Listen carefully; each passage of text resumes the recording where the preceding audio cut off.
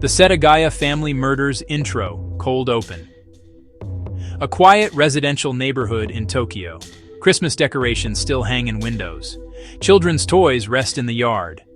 Inside a peaceful family home, all the lights are off, but someone is there. Late on the night of December 30th, 2000, a brutal and senseless massacre unfolded in one of the safest cities in the world. A family murdered in their own home. And the killer? He didn't flee immediately. He stayed. He ate their food. He used their computer. He slept, surrounded by the bodies of the people he had just taken from this world. To this day, Japan still asks, who killed the Miyazawa family, and why? This is the haunting, unsolved mystery of the Setagaya family murders. Chapter 1. The Miyazawa Family. In the Setagaya district of Tokyo lived the Miyazawa family, a quiet, loving family building a peaceful life. Father, Mikio, age 44, a kind, reserved man who worked for a marketing company, described as patient, gentle, and devoted to his family. Mother, Yasuko, 41, a former teacher who was adored by her students and neighbors, soft-spoken and warm, she loved reading and homemaking. Daughter, Niina, 8 years old, bright, energetic, and playful. She loved ice skating and dreamed of becoming a skating champion. Son, Ray, just 6 years old, shy, quiet, and sweet-natured. He loved dinosaurs and drawing. They lived in a cozy two-story home right next to a small park. A normal family, in a normal neighborhood preparing for the new year. But something, or someone, was watching. Chapter 2. The Night of the Murders.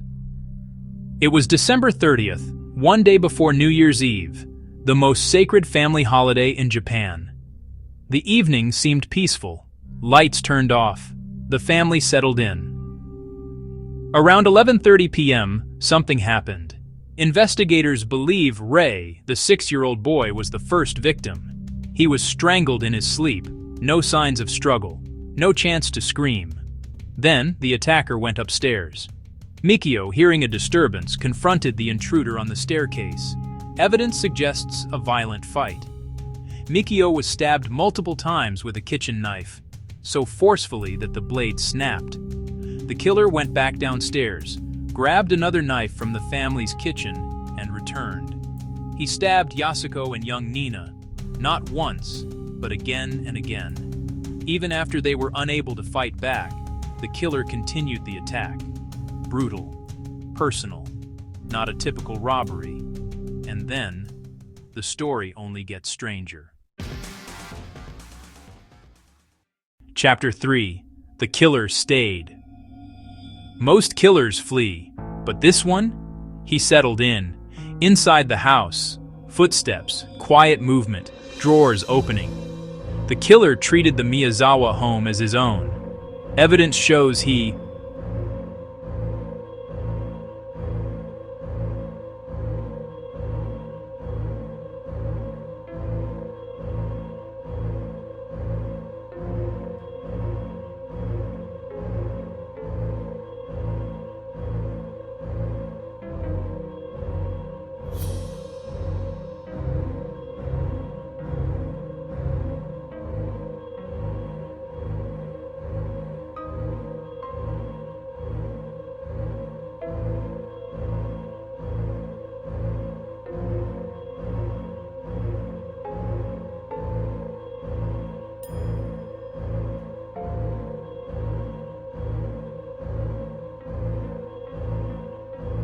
Hours passed. The murderer was calm, almost comfortable. He had nothing but time. So who was he? And why was he so confident he wouldn't be caught? Chapter 4. Discovery. The next morning, Yasuko's mother attempted to call her daughter. No answer. Concerned, she visited the home around noon on New Year's Eve. She stepped inside and faced the unimaginable. Her daughter, her grandchildren, her son-in-law, all gone. The scene was horrific, brutally violent, and eerily silent. Police flooded the scene. Forensic teams worked non-stop. This wasn't just a murder. It was a slaughter in a nation where such crimes are almost unheard of. Japan was stunned. The media exploded. Fear spread across Tokyo.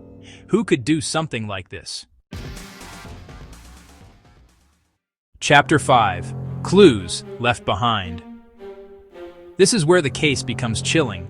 Most killers leave as little evidence as possible, but this killer left everything. DNA, fingerprints, blood, clothing, footprints, tools. The police found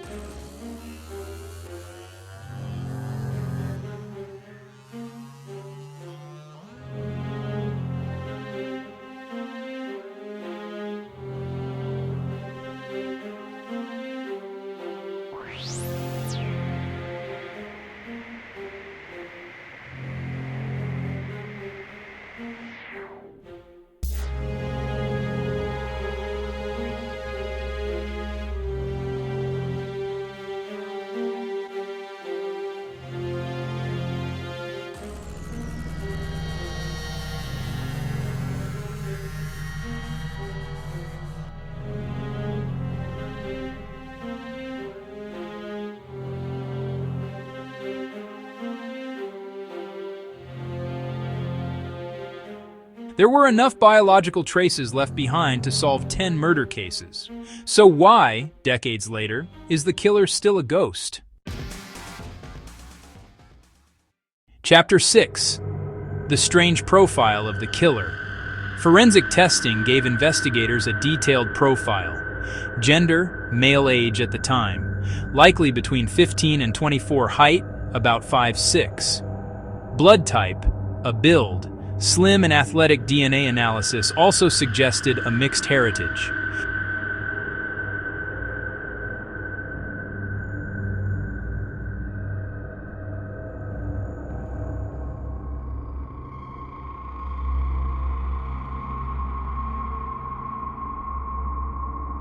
The clothes he left behind? Purchased from stores that were not close to the crime scene. Some items traced to a military-style shop. The bag traced to a specific region. The sand on his clothes? From a skating area connected to U.S. military bases. Some theories suggest the killer may have been connected to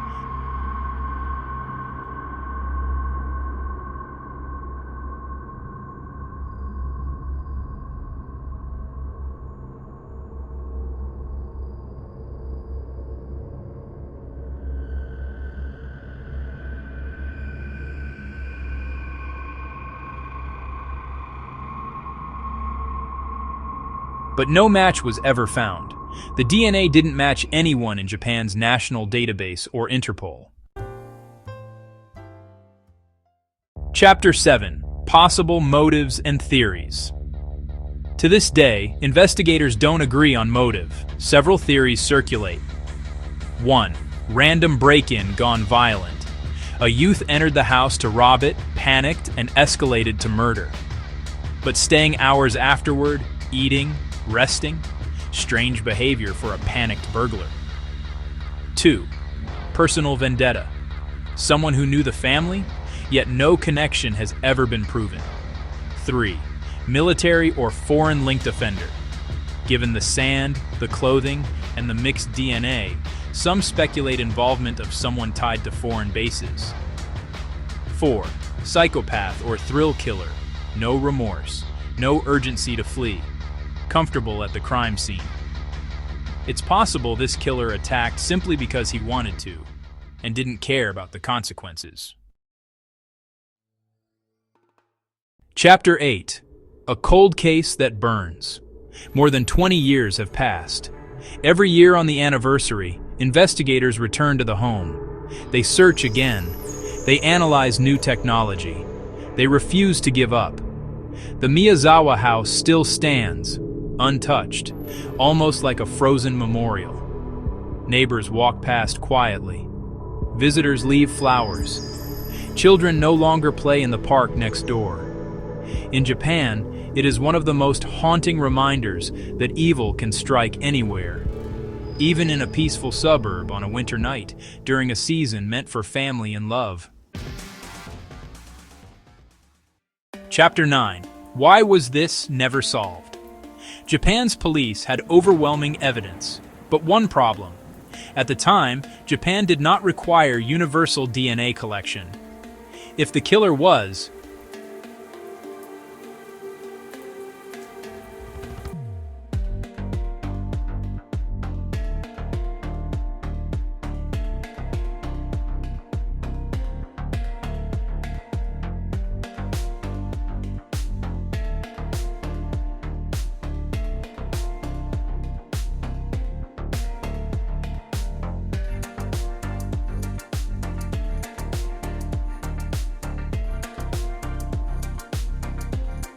his identity could remain hidden forever. Technology wasn't advanced enough then, and even today, there's no hit. Sometimes the cases with the most evidence are the ones that stay coldest, because evidence only matters if it leads somewhere. Chapter 10. Legacy and Unanswered Questions. The Setagaya murders changed Japan. Home security systems surged. People who once left doors unlocked now double-check them. Police improved forensic protocols. Yet for the victims, time did not heal. Family members still visit the site. Detectives still carry the files. And the neighborhood still whispers about the night peace was shattered. Who was he? Why did he choose this house? Why stay after the murders? What did he want? And perhaps the most chilling question, if he got away with this, did he kill again? Outro. Final reflection. The Setagaya family murders remind us of something deeply unsettling. Sometimes the most horrifying monsters are not the ones who hide, but the ones who feel no need to. A family torn away, a killer who walked into the night without fear, and a mystery that lingers in the cold winter air of Tokyo. If you were the investigator, what would you look for? And do you believe this killer is still out there? Let me know your theories in the comments. If you want more real mysteries like this one, make sure to like, subscribe, and turn on notifications. Because some cases are not just stories, they're warnings. And remembering them might be the only way we ever find the truth.